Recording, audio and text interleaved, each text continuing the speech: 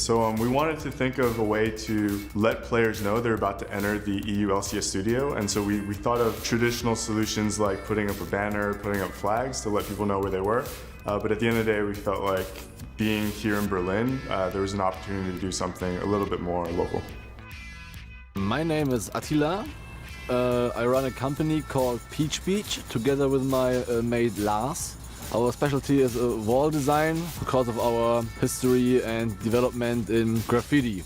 So I think when we were thinking about the design itself, we wanted it to be something that the fans and the players could really relate to and understand. And so we wanted to focus on two major themes, being kind of the spirit of competition and also the act of being a fan.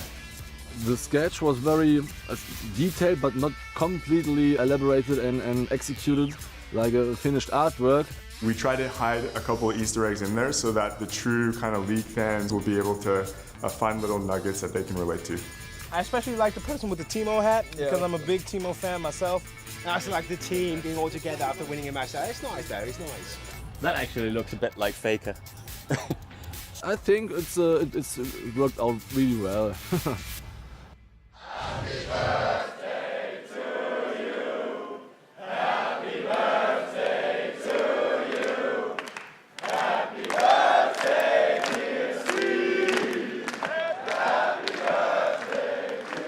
Happy birthday to you! Yeah, it's Steve's birthday! Wow, that's great. That's great. Still the most difficult song to sing. Yeah, definitely. Really cool moment, though, for Steve there. And welcome back, you guys, to the European LCS. We're still here, joined by Sheepy. He's probably still buzzing after that victory of the Unicorns of Love. We're going to preview our next game, as you saw Steve there, ROC, and they're going up against Elements today. Let's take a look at ROC in that battle for playoffs. 5-7 currently, but 3-1 in the last 2 weeks. So that's going pretty well. They do have H2K, OG, and Fnatic still to play in the next 3 weeks. Sheepy, what has been your opinion on ROC's evolution?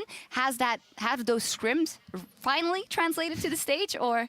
Yeah, I think in the last 2 weeks they've showed improvement. I think Miseralis fit into the team well now, and also Steve is doing really well. I think just the team overall is more rounder, and the way that they play, there's way more fearful. So yeah, I'm looking forward to today's match against the Elements. Let's see what they can actually do. Yeah, because you guys are playing Elements tomorrow Yeah. as well. So quite interesting, actually, because you guys, with ROC, Gambit, Unicorns of Love, all 5 wins, you guys now have 6 wins. What is your vision on that middle of the table? Because it's incredibly close there and for all those playoff spots. Yeah, I think all the teams in EU have stepped up dramatically. I think Fnatic is, playing probably the strongest game right now, and we have those kind of 3 different rosters, which is top 3 and then the middle of the pack and the lower pack. I think in the middle of the pack, I feel really confident that we can stay there for our team, and I think that the teams right now where they've settled should be staying there. I don't see anybody running away or any kind of this sort.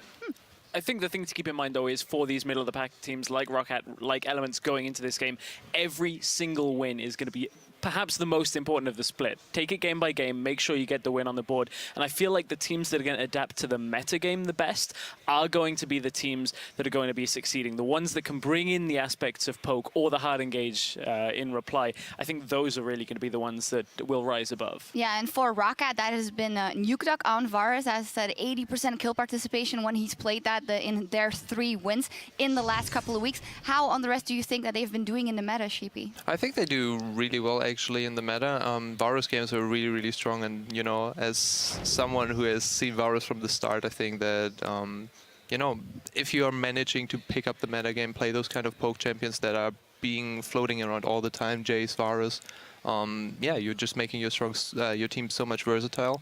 And I think that Nukeduck was always a player who could adapt to the meta game, and he showed it once again, and hopefully he can show it again today. We'll see. He's up against Froggen and Elements in this one. Elements, they are 4-8, starting the week in 8th, but OG and H2K are already out of the way for them. Though when we look at them, the same issues persisting, rather poor shot calling at times, inability to predict opponents. What has been your, opinion on the story of Elements, as they haven't been able to get off the road pretty well? No, I think Elements is pretty up and down. I think it was really smart move to ban out, for example, the Master Yi from Froggen, who is been rumored to be really, really strong, and you really want Elements not to play anything fancy, just play them the good old side, because I think that's something where people can easily beat them and make them play their own game. So that's basically it's for Elements, and I think Rocket can actually exactly go into the niche and come out ahead in that. I think it's interesting when you watch Elements play and their draft phases. It seems to be so far departed from what everybody else is playing that it really is kind of a weird aspect of their game, and it shows in the way it translates into the game. You look at Elements and their average gold leads, they've only actually held a gold lead at all in one game in their last 10 games, so throw averages out of the window when it comes to it. They've been down in most games. So honestly, Elements have a lot of weird issues that if they can get past them in these last few weeks, there's no reason why they won't lock a playoff spot, but they have to do something about it fast. They need to turn it on right now. Well, we'll see what happens. The teams are ready, so we're going to send it over to the casters for a look at the lineups. Thank you, Shocks. As the teams are getting ready to make their final adjustments for picks and bans, we're going to go ahead and take that time to check out the starting lineups. On the blue side, it is Team Rocket, which means in the top lane, the birthday boy, Steve. In the jungle, it is Yankos. Mid lane, Nuke Duck. AD carry, Rales. Support Vander. Their coach, of course, is Yamato Cannon.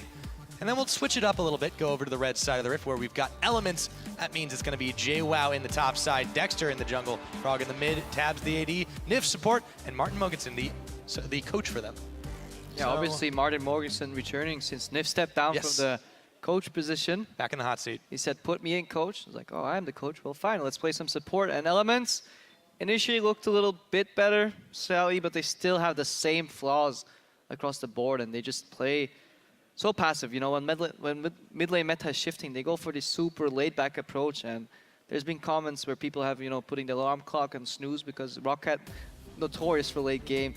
Elements notorious for late game, for whether it's for good or for worse. Might be in for a long one this time. Might be in for a long one. Picks and bans are up. The Gragas is taken off the board by Rocket. Azir banned very quickly against Nuke Duck. He has had some success on that this split. These are going quick though. Varus also banned away the Fizz too. This is something Rocket usually likes doing. It's called pincering jungles and first picking Lee Sin, because the one shining element for Elements on that side usually is Dexter on the early game junglers and just trying to snowball some of these lanes. Rocket say, okay, we usually want to Lee Sin, but we're fine with Ryze. And yeah, finally we see some poke getting challenged. So Varus is out. Jace. He's still open, so no early pickup. Elements may feel that they get baited. I like the Nautilus for hard engaging to poke with the ultimate, whether it's top or support. And I like the Sivir. I think it's, if Sivir's open, you should first pick her. And I think Rocket maybe even made the mistake of prioritizing Ryze over Sivir here. Yeah, a lot of target bans meant some of these guys have slipped through the cracks. We are going to see a quick pickup of Echo. We'll see if that does go to Nuke Duck since he has two bans focused on him. This time around, Yanko said they had banned Rek'Sai on their own side for Rocket, so they're still letting them time to tick down to see what they want to take for their next second rotation. And Dexter so far has played Gragas. Couple of games, 5, Rek'Sai 4, Sejuani twice, and Echo 1, so you'll have to reach deep, find a new jungler, unless he resorts back to that Sejuani jungler, so he might actually pick up his Lee Sin again. And when under pressure, he's shown that he could definitely do good things with it. Rocket taking a different approach, very early game skirmish with the Graves and the Echo and scaling component in the Ryze. Not quite sure about Graves into Sivir. I feel like with good reactions, which Tabs usually should have, should be enough to spell shoot that. And Dexter taking a page out of Clearlaw's book. Evelyn. Absolutely. With Graves taken with the Corki still left available too. That is a little bit interesting. So the Evelyn locked in. How this fits into Elements comp, we'll have to see if we are going to indeed get a top lane Nautilus finally here in Europe. As the timer still ticks down for Rocket side though. Must ye. Still up. Still open. It is. So let's see how this plays out for Rocket here, because they banned out 2 junglers and a Fizz to get rid of JWoww, so they want to make sure that Steve can survive on that Ryze at the top lane. They gave up Sivir. They're playing a completely different style. They're not going late game at all. They're going for early aggression, snowball, which you need to do if you lock in that Victor later. Annie Graves lane, back to Spring, back to aggression, back to AoE wombo combo at level 6. And Thresh Sivir will have a reasonably hard time dealing with that, usually because if you have one component in a bot lane that pops the spell shield, you're okay for if you're a Sivir. But you have 2 components, which is an Annie with an instant W stun, possible Q, then a buckshot. There's too much of spell shield and you can still get punished because the return damage just isn't that high. So we'll have to definitely keep our eyes on Dexter if he can counter gank that aggression. And Rocket, the one poke component left is a Jace. They add that one in. See what Elements do answer with. Will Froggen, will his legendary solo Q Master Yi get to come out finally, or will he go for something a little bit different? As we saw a minute ago, the Victor was still up and available. Froggen's played a number of these mids. As long as it's not Different mids. another Vladimir.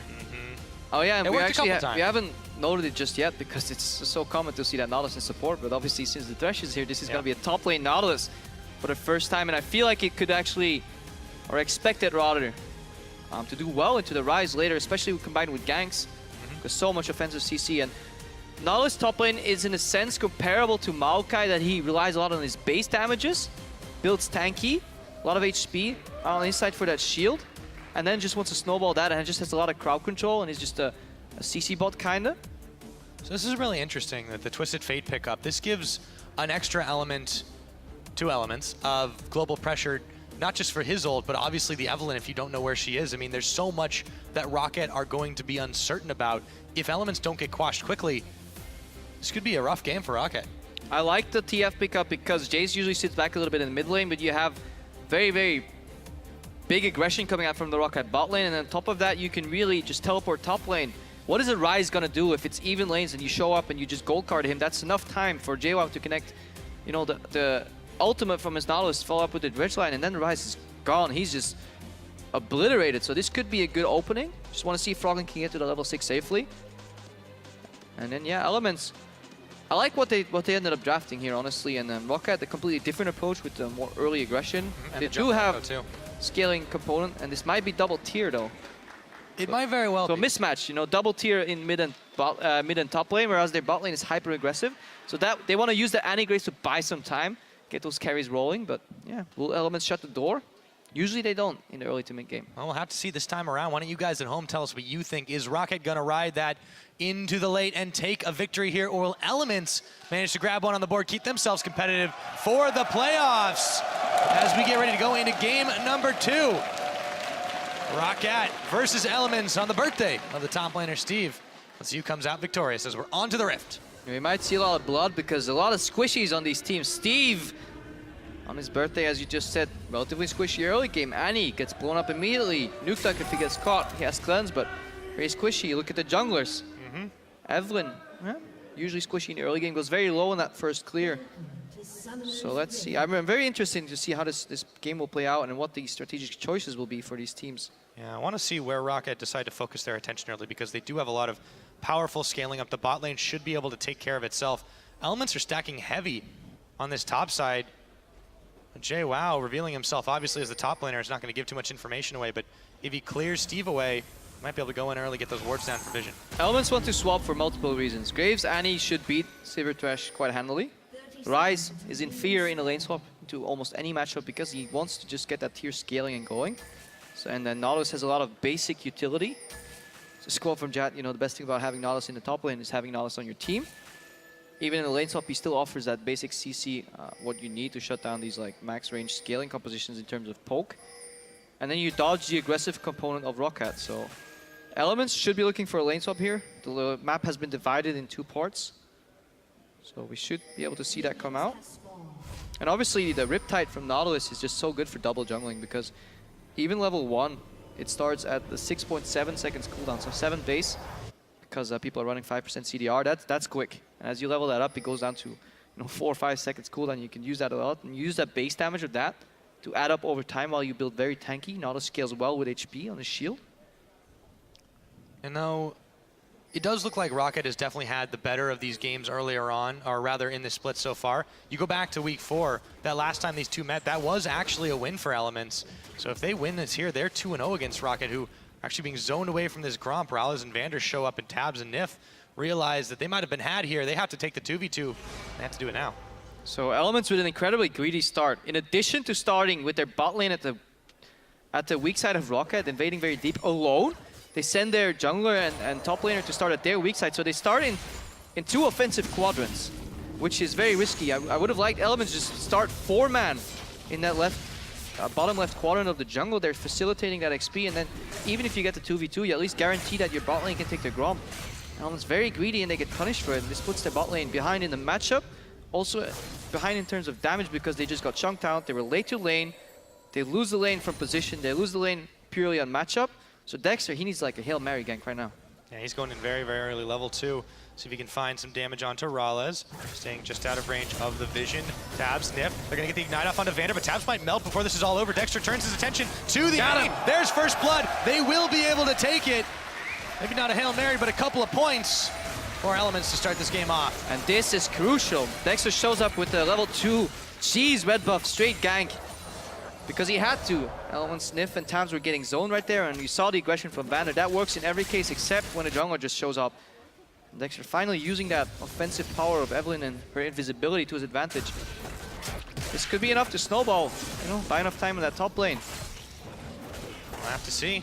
Very, very early on into this one.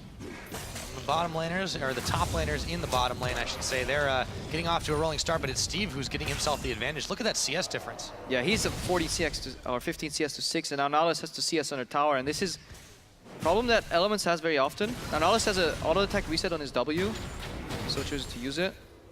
Ooh, sloppy CSing by JWoww. Tap shows up, takes a little bit of CS. So that's the problem Elements have very often, is that both their side lanes need Dexter to gank. Top lane plays a poor matchup, like Dexter, yeah, we need help to stay even. JWoww plays a range disadvantage matchup in the Rise against Nautilus early. Yes, once he gets that level 6 and he can lock down the Rise with the help of the jungler, he can kill him, but straight up 1v1, it's gonna get rough, so everybody needs Dexter, but Dexter wants to farm too, so this is a bit of a catch-22. But on the other hand, being on Evelynn means that, you know, you can never really push up too far and be guaranteed to be safe. So that definitely helps unless some deep vision can go in the camps. We know that, you know, a lot of the adaptations against the Evelynns we'd seen earlier this year have been as easy as ward the enemy jungle. Yep. But it hasn't happened yet for Rocket. Works against any jungle, but so much more so against Evelynn. Here we see Froggen with the level 5 roam. So they want to open something up. Tabs is on the bottom, he pushed it out. Nif went missing, but that pink ward should ruin the plans and the dreams here for Rocket. Or for Elements, rather. Yeah, but Nif's going to walk in there soon. Oh, there he is. Revealed. Oh, and that wastes Dexter's time in turn. Unless Nif actually backs out and makes Steve feel safe. But Dexter wasting some time in that brush. Tabs can't farm. He's 22 to 33 CS. So that gank that Dexter did to make that lane even in the top lane, that advantage is gone now because they're using resources from that weaker bot lane, moving that to the top lane. Now Tabs is getting denied. Let's see if he can catch up someone in CS here under the tower. Rocket have really been able to keep Elements' attempts to swap away to advantageous lanes to really a bare minimum. They've really been able to react incredibly quickly, and this is definitely helping them out in the early game. They may be down a little bit of gold from that first blood, but apart from that, very, very close. See, Rocket made a good read in the early game that Elements was going to swap, but Elements could have countered that read by just simply 4-man starting that Gromp and Blue buff together. I can't stress this enough. That was a big mistake, a very greedy start from them, and you don't have to do that. Lane swaps are so easy to play out if you just put 4 people together in the enemy's jungler, because then you share the camps, you get the camp on your bot lane, they can move in anyways, and even if they're late to lane, they'll still even on XP and they just get pushed in. Then they're fine, and then your top lane and jungler can, you know, hand over the experience. Top lane goes to bottom, that's fine. Jungler goes back into a full jungle in his backside, which is safe to take because it's at your side. Thomas could have done all those things. They got greedy. And they got punished for it. So, Rocket will be able to have the advantage in that bottom duo lane for quite a while now, unless some help comes in the form of Dexter, who's definitely been a little bit more topside even when the duo lane was there. Jankos, on the other hand, he goes in, throws the ward down, spotted immediately by Froggen. Has hit level 6 now. He has the Destiny available. Apply some of that more globalized pressure. Let's see where they decide to use it, if at all.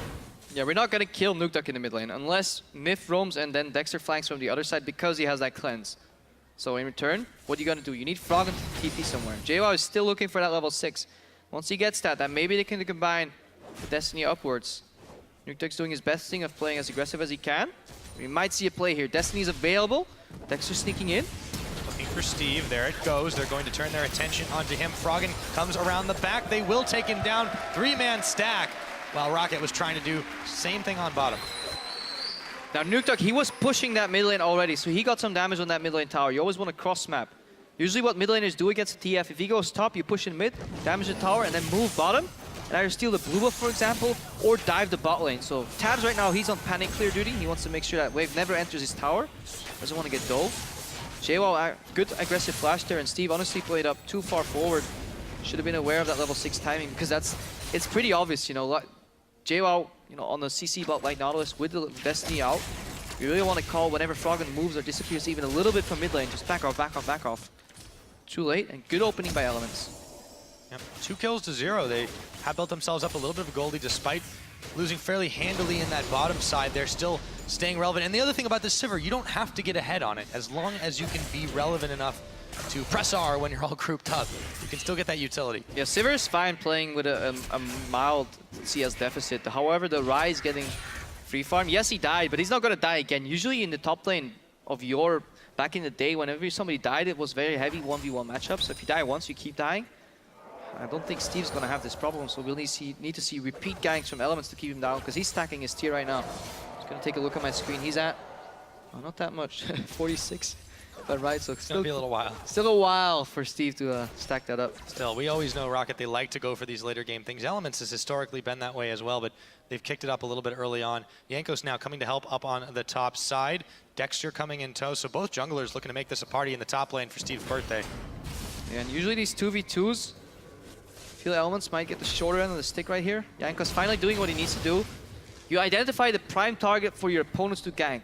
That's obviously, Dexter's not going to gank a Sivir lane, he's not going to gank the TF lane because Jace has cleansed, so he's obviously going to focus himself around Steve, the hyper-scaling, major late game. So what you do is you counter gank. This might work out very well for Rocket. Sensky in the depth charge, in comes the Evelynn. Agony's embrace, Jankos is too late to the party, however, might be able to finish off Dexter with a bat, but not quite enough. Chased away by JWoww. And this honestly is poor communication coming out of Rocket, and I feel Steve should have flashed. Once you see that Nautilus ulti come out, what you need to do is make it so the play is super telegraphed. You flash out, this buys you another second. That's another second for parallel convergence to be put down on the floor. Jankos to dive in, and you turn that around with massive AoE damage. Steve did 0 damage there. That could have been enough for a sweet double kill here for Jankos, but miscommunication. And playing a little overconfidently there, trusting way too much and being able to time it up. Steve died twice with flash still up. That should probably not happen.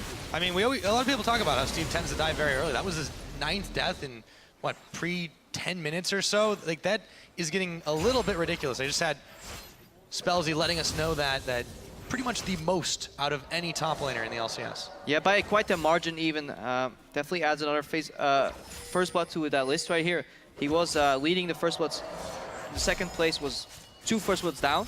So Steve, yeah, feed. However, he's been resilient. His late game has been better.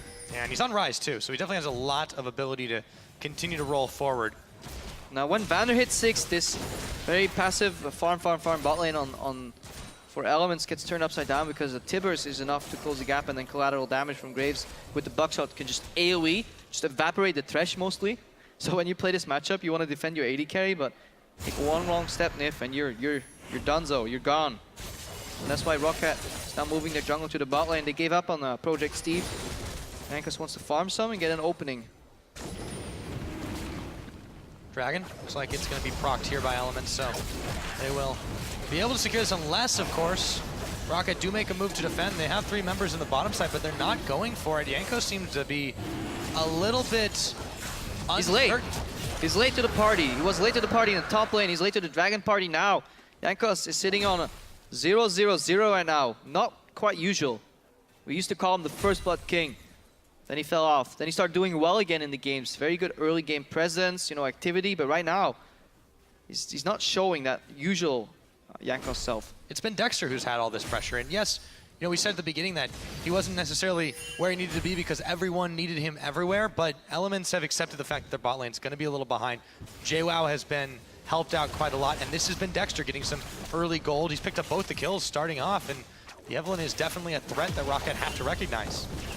And now you see the difference in that matchup in the mid lane here. Pressure from Nuketook. He got the tower down low first. Pressure's Froggen out, and Froggen now has to find an opening with his ultimate later.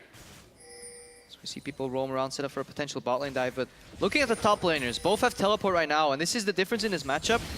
The farther you get into the game, the more, opposite it becomes. Steve is very squishy with high damage, and I'll finish the story later. Looks like We're going to see the Destiny Gate coming in. Jankos immediately preemptively flashing, and with the Ghost on, they catch him. Boomerang, Dexter is able to take him down as JWoww looks around the side for more. Dexter lanterns his way back to safety, maybe not. As in came Steve for the shutdown, gold back in his pocket. JWoww being chased out by Nuke Duck, and Rales now sends out the Riptide. Won't be enough as Nuke Duck takes him to the skies and takes him back to Fountain. A 3-for-1 for ROC. Elements take one, but they get lured into a trap. They don't kill Nuke Duck at all. He still has his cleanse, and he deals so much damage. And Steve, he was down 0-2, but he got the shutdown on Dexter. So everything that was playing in Element's favor now is gone, evaporated. Let's watch that again right now. Dexter finds Jankos, or Jankos finds Dexter. Whatever you want. He engages, obviously, because he has Nuke Duck in his back. And the damage misses. Ooh.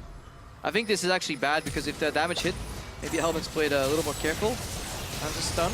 They stacked up too. Stacked up, double Tibbers in the parallel conversions. I feel like the hook that Nif did dragged. I would almost dragged Jankos' Echo back into his own parallel conversions before he died. Nif two-man stunned his own team with that hook, understandably so. And then the Tibbers came in, and that was wombo combo. That was enough. And just touching on that top lane again, Nautilus gets very tanky with repetitive with repetitive base damage stats, whereas Steve is very squishy with very high damage stats. So it's a a kind of opposite way, and then as long as Steve gets the upper hand, he can start to nuke down the JWoww, especially if he has his jungler to help him. Yep, JWoww will have to back off, play safe under the tower with a whole horde of minions there. Steve is going to keep throwing out a couple of Qs here and there. Shield used. There you go, Parallel Convergence is on. In comes Jankos. He's gonna get stunned up. Rune prisoned as well, so he can't get out of it. Two-man tower dive successful. Steve tanking the tower, but he gets another 2-2 now on the rise. Yeah, whoever gets ahead in this matchup will start snowballing. The problem is if JWoww gets ahead, he has a hard time killing Steve on his own, but if Steve gets ahead, can dish out the repetitive damage and whittle down JWoww, eventually with the help of Roccat, of Jankos rather. It's that kill. Down in the bot lane, 20 CS differential, Nif, who goes wide. They're losing a tower in the top lane. They're trying to get one return in the bot lane. Aggression from Elements. Stunned on a tabs. Dexter came in, however, couldn't take the 2v3. The chase sends a shock blast, dodged out by Dexter. A lot of pressure, a lot of attention being paid to this bottom side, but you have to respect it as Elements. There is some serious wombo combo damage, especially between Rales and Vander. We saw it in that previous fight with the big bear into collateral damage combo. Yeah, so much damage on the side of Roccat, and Elements honestly pretty squishy. Froggen has 1.4k HP. Dexter sitting on somewhat of the same because he went for that warrior enchantment. So yes, if Elements can make the picks with this composition, they have a lot of damage to do. Just lock down one target, immediately blow it up. But if they get caught in the wrong side of town, bad team fight, just one Tibbers is enough to get just blown up immediately. Yeah. Just mid-range. Look at the build from Froggen. Early boots upgraded. He has the Sheen, Codex, Forbidden Idol on top of that. So all he has is, offensive / mana region / movement speed / damage stats, but there's no defensive at all. So he needs to make his ulti count, and if he goes in a little bit too deep with the Destiny, he just gets blown up immediately. It's definitely a touch and go game for these Elements. They have to respect that counter engage. If they cannot get the pick, it won't work out in their favor. As it stands, 1 tower to 2 in favor of Roccat. But Elements have that first dragon, another spawning in just over a minute. So the team's gonna vie for that control in and around the pit. Still taking their time on it. Froggen eats Shock Blast from Nuke Duck though. Playing very forward, not worrying now the tower's gone. Yeah, Nuke Duck's cleanse remains to be popped, so he can play aggressive because he knows he's never even been in a situation where Elements try to shut him down, aggressive on him. And he has a lot of damage. With the right assistance of an Anti-Roam or Echo showing up, he can immediately turn that gank upside down and come out on top. So Elements, a little scared, playing on the back foot. And Roccat, this is manifesting, this passive Elements behavior right now is manifesting in a tower for Roccat. And most importantly, some deep vision on the red side of things, facilitating Steve's scaling. If you look at his tier again, he's now sitting at 400, 750. Two very potent damage threats of different kinds. Steve with the magic damage, Nuke Duck with the AD. And of course, they still have to respect Rales, who's, in all honesty, having a fantastic game by the standards that he had in the previous, since he came in replacing Woolite.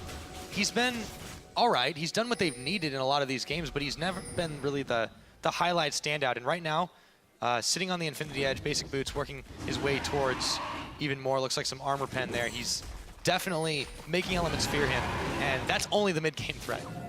And Rales, in terms of AD carries, he's praised for his positioning, most of it.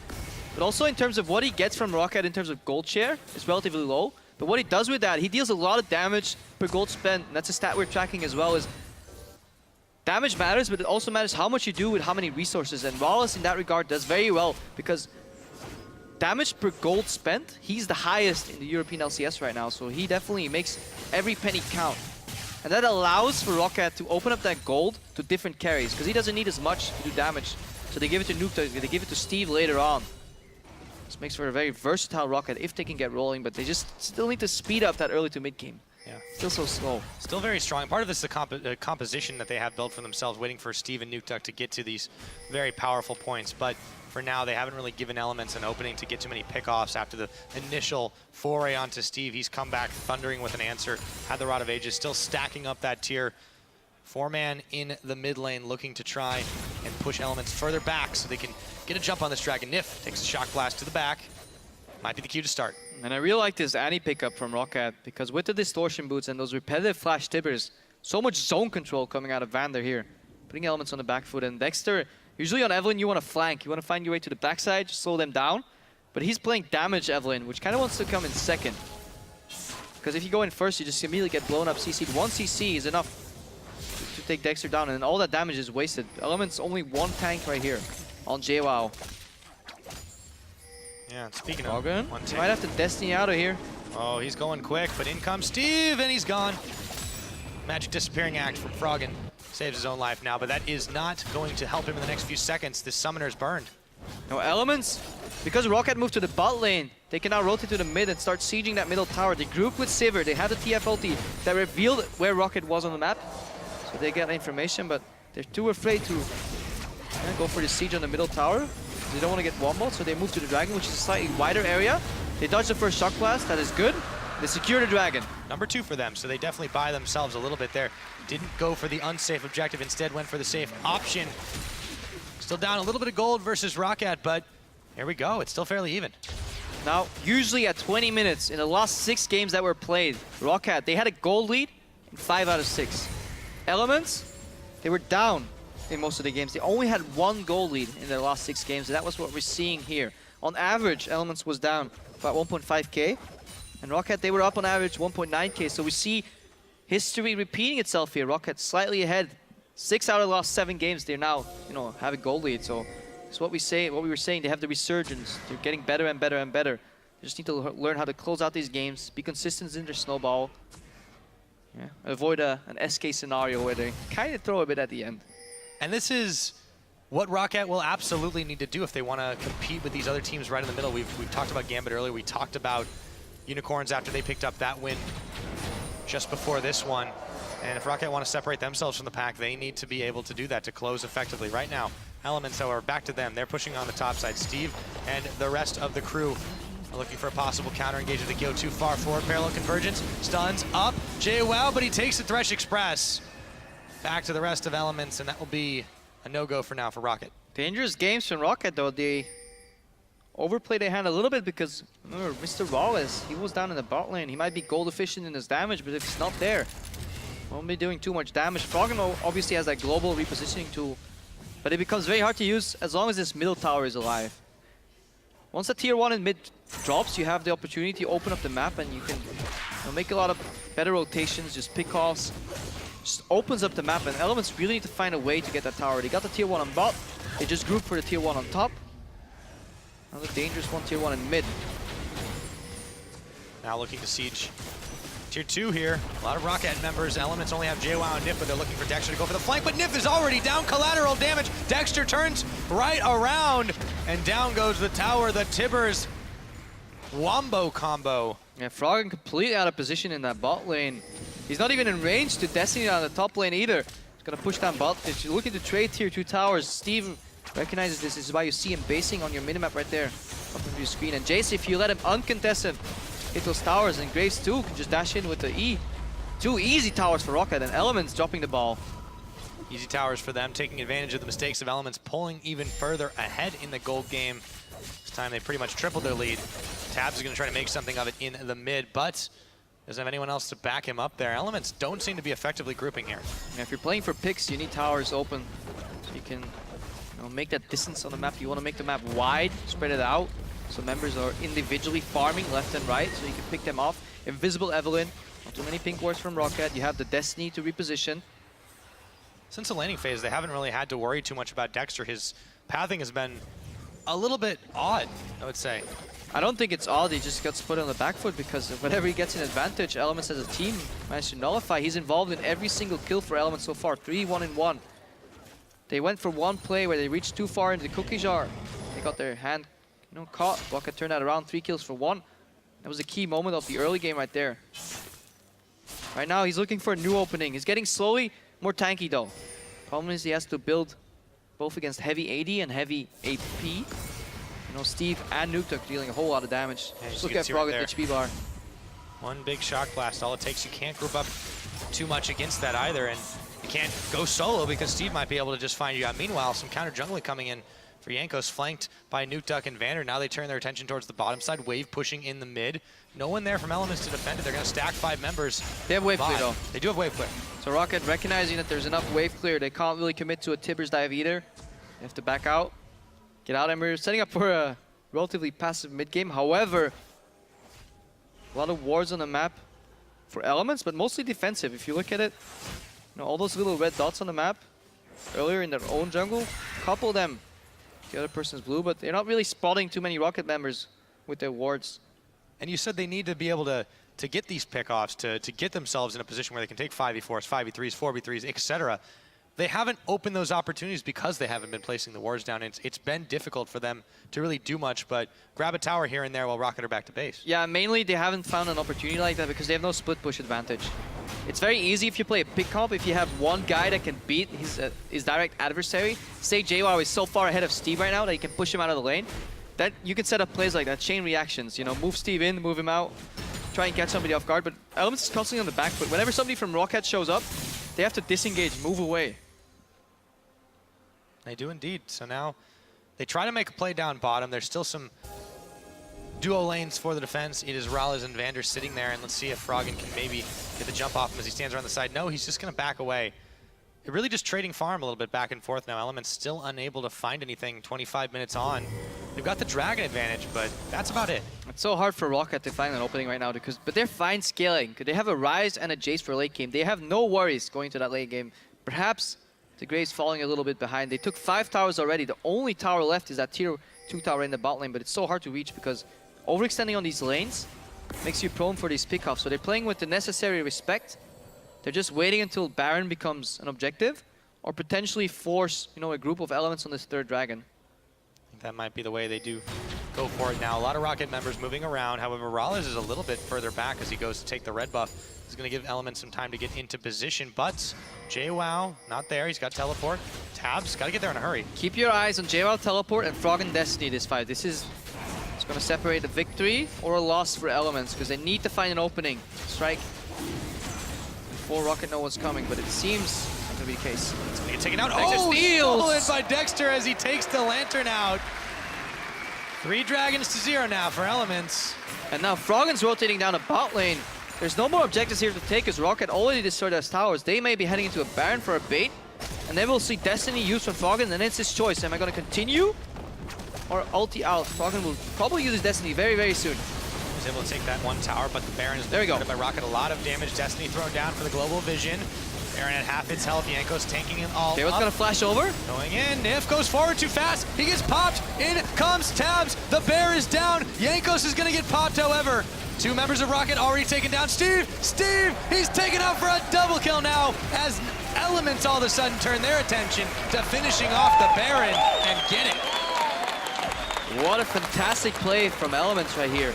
Really beautiful sequence of events, and it all starts with that Dragon Steal. Let's watch that again, because this is where we got. Froggen got the tier 2 tower, and watch in the top of your screen right now. JWoww's gonna flash over and get the perfect ulti. Rallis dashes into his team. Look at that knockup. So many people get popped in the air. That's enough. Because this is why Rocket was avoiding this Baron, because you drop so low and you're so prone to counter-engage. See, I would almost call this a throw. Honestly, for me, Rocket would have just yielded. They said, okay, we lost the Baron, it happens. Back off.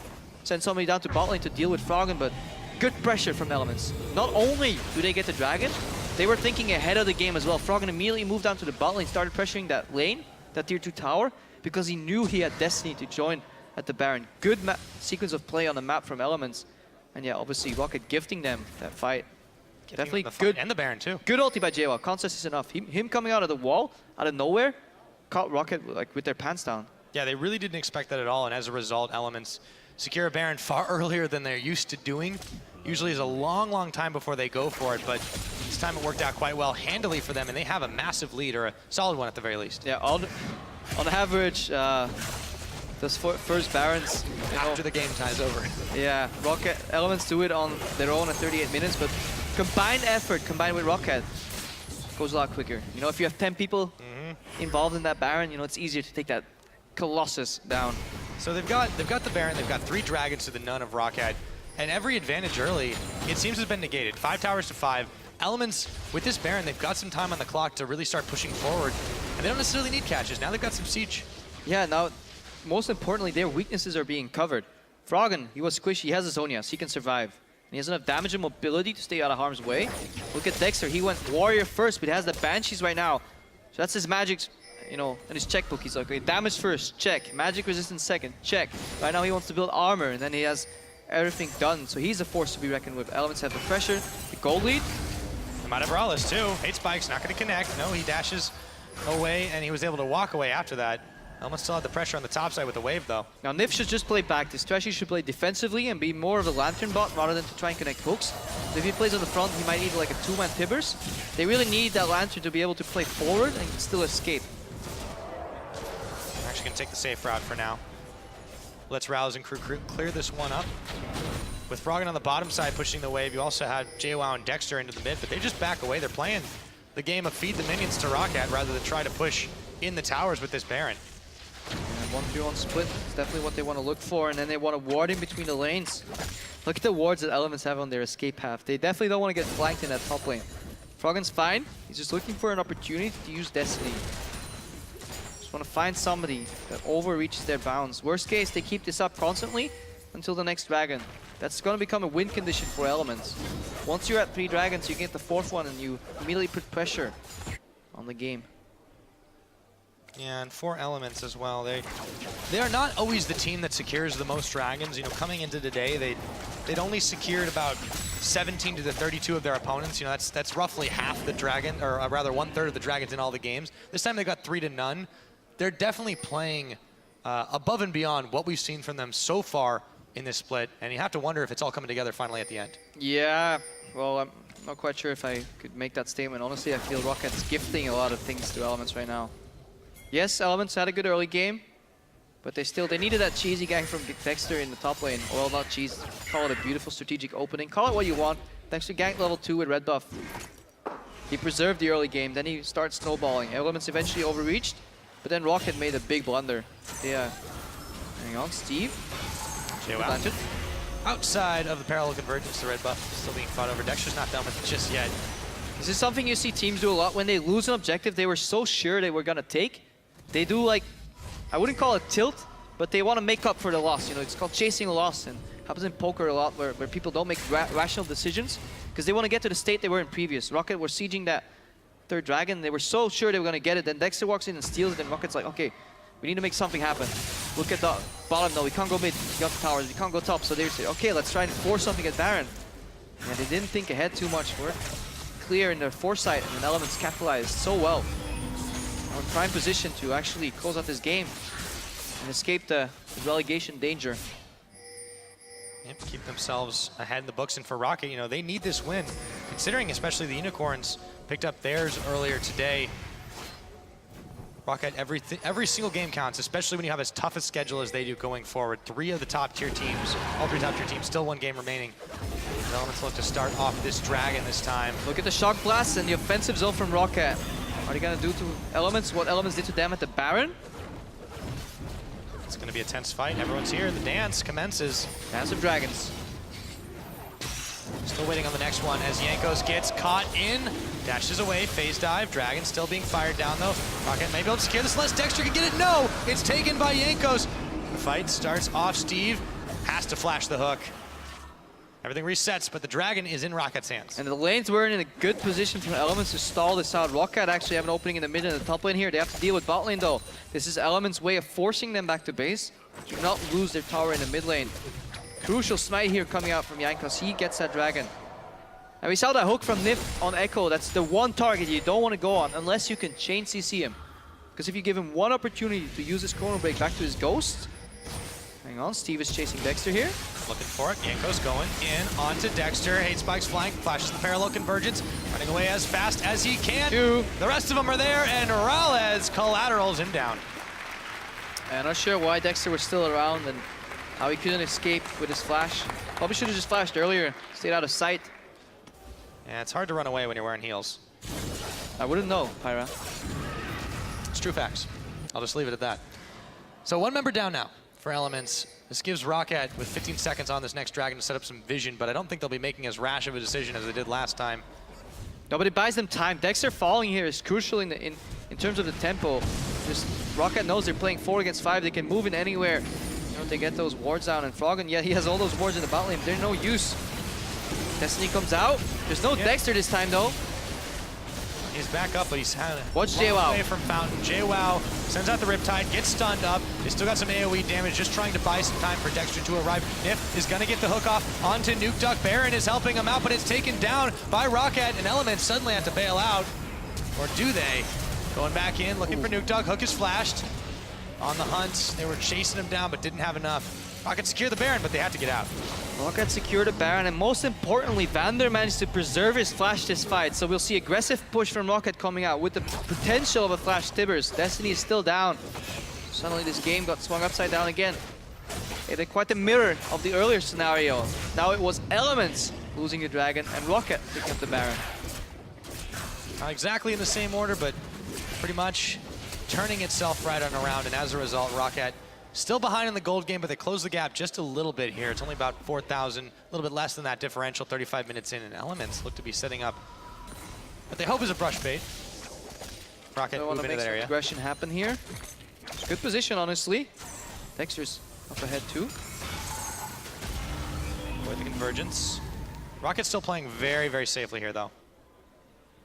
Now Tabs, he picked up a defensive item for himself on the QSS, so he wanted to dodge that, you know, Tibbers, make sure so he can survive, so the Lantern can potentially go to somebody else. Whereas Rales, as we said, you know, so efficient in his damage done per gold spend, because he doesn't build defensive items. He's building up towards probably likely to be a Phantom Dancer. And if he has the space to move in these fights, he can deal a lot of damage. If he has to be put on the back foot and run, probably not so much. But if he can use his dash aggressively, reset it with more auto attacks, and he can actually still dish out good amounts of damage in these fights.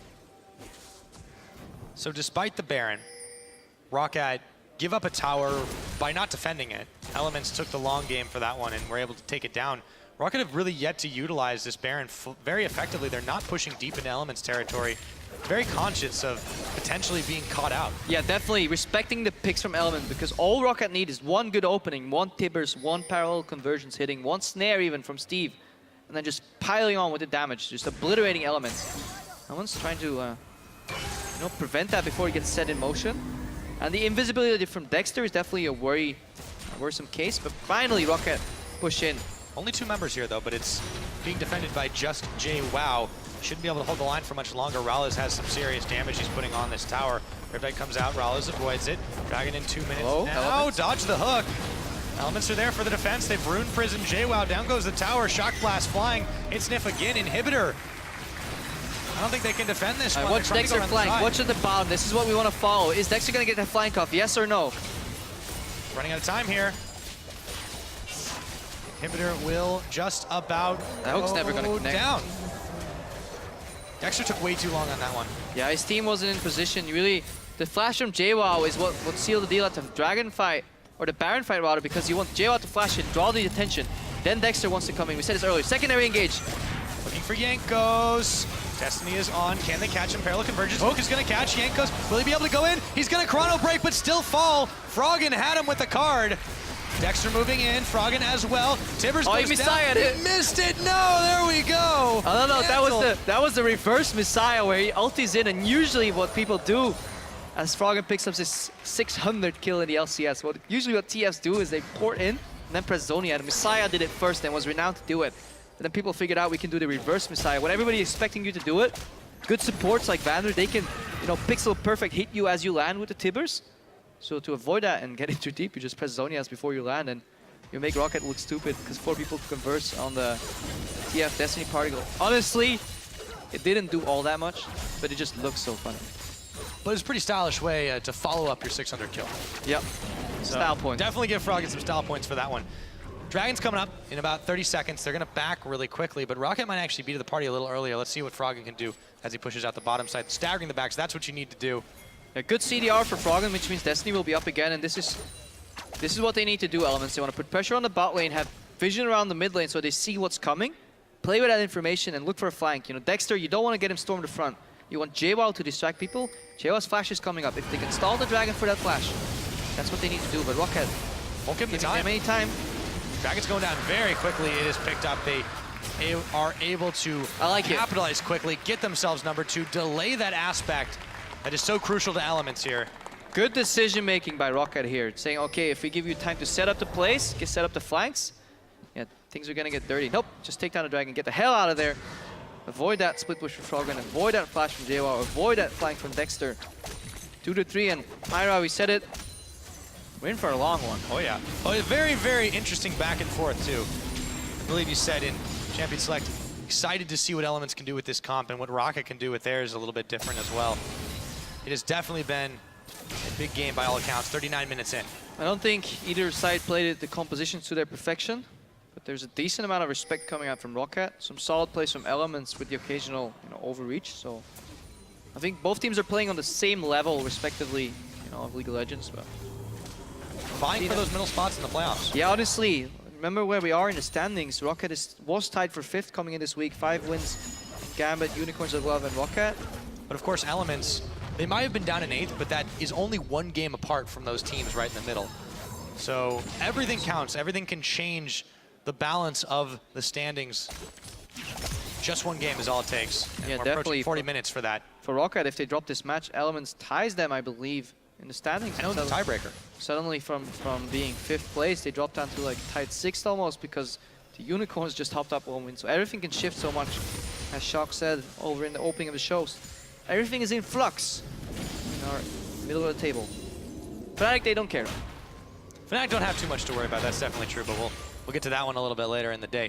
45 seconds will be this next Baron. We've had one go either way in very, very exciting fashion. Will it happen again?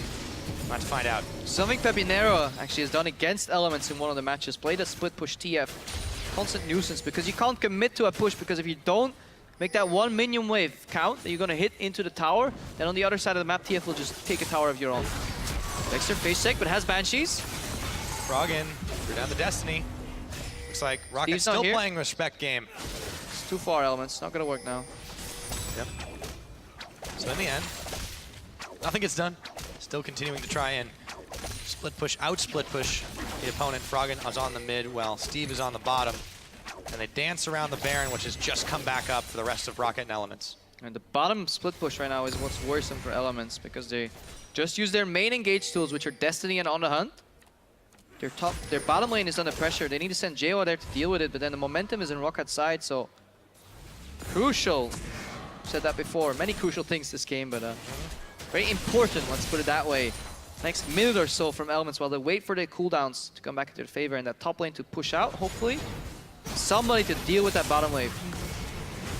JWoww went a little far forward, but he avoided the shock blast. Just a little bit of damage from Jankos. He's perfectly happy, though. There's a big tanky Nautilus. Elements now rushing towards this Baron.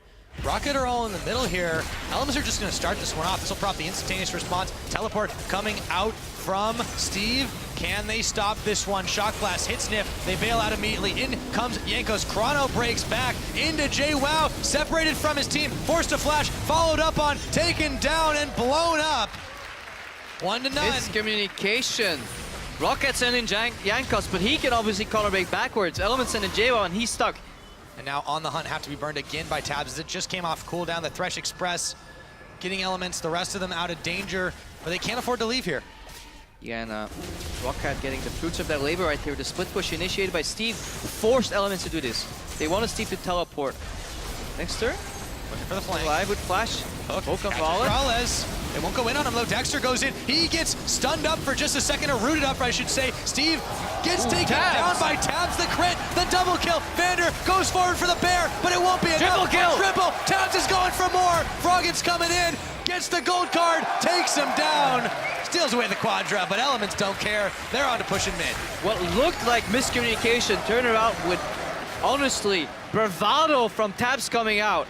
Man mode's at the front of the fight, you know, has that QSS, has that spell shield, and just the AoE bouncing blades there from Tabs, from that ricochet.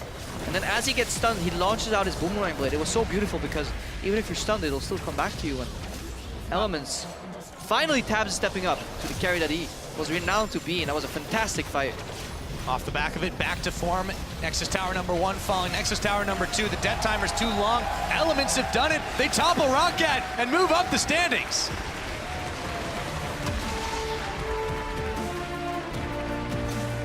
And to win that fight 4 against 5, defying all odds right there, Rocket, they thought they had it, you know, they just took down the main tank, the main engage. They had Elements backed into a corner because they could see whenever Evelyn came in. But good 4-man ulti, I believe, from Dexter right here. We can get a replay of that later, but phenomenal. Tabs, he could have backed out, but he knew that there was only one way, and that was forward. Ricochet tagged everybody. Eventually, good guy Baron finished off Nuke Duck, I believe, as well. Or somebody died there to the Baron. Double kill for Tabs, triple kill for Tabs. Froggen flashes insecure. And Elements, at least they recognize, let's go for the base, guys. Don't need this Baron, don't need more late game. Can actually finish the game. Well, we know the Dragon Dance is a dangerous one, but the Baron Dance is even more deadly, as Rocket found out there. Elements, though, a crucial, absolutely huge win for them. They're now 2-0 over Rocket. That will certainly help on those tiebreakers. Yeah, this is something you really want to do as a bottom tier or bottom table team. Let's not call them bottom tier necessarily, but you want to beat your direct opponents. And yeah, Froggen finally with a smile on his face. It's the happiest we've seen him look in a while. Yeah, definitely. So, and it's what you want to do. You want to beat your direct opponents, because not only do you get a win, they get a loss, and you double the value. Because if you somehow, you know, manage to beat Fnatic or something, that's nice and all, but respectively in the standing, that doesn't do anything for you, because Fnatic, you're never going to catch them. HK, Origin, you're never going to catch them. But Rocket, Elements, they just caught him. They just caught him. Just do it. Big performance for them, really, and for Rocket, definitely not quite there. It seems they've got some work to cut out for them. Looking out, they've got H2K, Fnatic, and Origin still on the plate. I mean, this split just got a whole lot more interesting for them and their opponents right now. Yeah, we talked about it in the opening of the show. Rocket, Unicorns of Love, and Gambit. And, you know, maybe if you've been watching the entire day, this is the 3rd time you heard it. But 5 wins each, but a different schedule remaining. And for Rocket, they had a rough schedule up ahead. Their opponents were something like 42 wins to 30 losses, so very strong schedule ahead. And Elements was one of the weaker teams in that strong schedule, so they fully expected to beat Elements and then maybe draw out a miracle win against one of these stronger teams. But dropping the ball here means a lot for Rocket. Absolutely. A big, big win for Elements. And to hear more about that one, we're going to send it side stage. Repulse is going to have a word with the invisible jungler that still had quite a lot to say.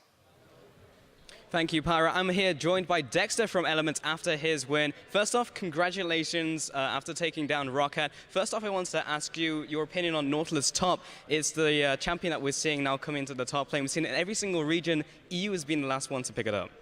Yeah, I think we practiced it a bit last week already, but we weren't sure how strong it is, so we wanted to wait. And then we saw NA first picking Nautilus, winning every single game with top lane Nautilus. So we thought, yeah, we saw it in China a bit. It's really good, I think.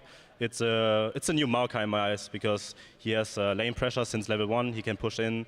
His ultimate is straight up overpowered, I think, for top lane, and it has like a lot of damage as a tank, so you can be like a tank and frontliner in the late game while also providing a lot of early game damage. And then he is like really easy to gank lanes, and I think in that game we kind of tried to shut down the Rise, which we did, I think. Good. We focus on that. And I think that provides like huge utility, that you have like a very CC heavy, damage heavy type top lane, which is very, very good in the current meta to have, because that way you can actually play like the TP advantage for your team and then snowball the rest of the game. Yeah, I too think top Nautilus is amazing. Now, I want to talk about your position in the standings and how far you think you can go before we hit playoffs.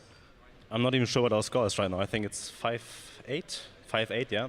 So obviously it's not optimal. I think we lost a lot of dumb games, and I think our draft was like the most problematic thing. And even coming into this week, I thought we have like a really good draft here, even when we gave up Rice. But I think in general, like this week of practice was a lot better than others because we prioritize on the right champions, and we're finally in the meta, which I would say, and we don't really lose the game in champion selection. So I felt like at this way that we just lose games straight up in champion selection, which was really frustrating for us because we didn't know what to do in game, and then we straight up lost during the champion. But yeah, I think right now we can probably hit top 6 if we win all the games. And I think if we hit top 6, then we're gonna have a really strong playoff performance, in my opinion, because I think we are better in the best of 5 settings and preparing for one opponent than just seeing how like week by week every single time another opponent comes. So I think we are better at just preparing for one opponent in the best of 5, and then hopefully strong playoffs performance. Maybe go to Worlds. Nah, that's a bit too ambitious. But yeah, just take every single game one by one right now, and then hopefully we will not get relegated or something. Yeah. Well, you're looking very good so far, Dexter. Congratulations once again on your win. And we are going to shoot it over to the analyst desk to clean up the rest of that game. Well, Dexter had a lot to say. Very nice to hear from him. Also saying that Nautilus is the new Maokai. Maybe Krepa will do a segment on it next week. Who knows? Dexter also touched on the fact that they were unsure about their drafts or not had really good drafts maybe in the past couple of weeks. What did you make of this one? Because I knew that you guys were raising your eyebrows with some of the picks. Yeah, so Rai's first pick I don't think is 100% anymore. I don't think it was a particularly bad pick. I just think Elements were somewhat lucky to get away with having Sivir rotate around through the picks and bans with that Kalista ban. Overall, I kind of echo Dexter's sentiments. They made their picks and bans phase work for them very well in the game. Just looking at it before the last few picks were locked in, I was a bit skeptical. Yeah, I think that Rice has some downsides, which is his immobility. But once he gets like 1 or 2 kills or has some farm and gets going, he's like a monster. But I think Elements had the best start into the game that you can imagine. They get the level 2 gank on the top side because ROC is just playing way too aggressive on their weak side. Then afterwards they get another kill on the top side. They are already 4-0. And at this point, they should have just either way pressured the lane with Nautilus against Rice. Either way, prepare for a tower dive or freeze the wave, and Rice wouldn't be able to do anything. But as it happens, Rocket made aggressive plays on the bot side, and they get so many kills. Yeah, if you discount those 5 minutes that Rocket got that dragon fight, Elements were actually doing really well for the entire game. Actually, this is the 5th game that Rocket have lost after holding a lead at 20 minutes. And we got to grab those Barons. Let's get the first replay up on the screen. Heartbreaking to watch from the side of Rocket. This was only the first one, though. Yeah, this was the first Baron attempt that Rocket made.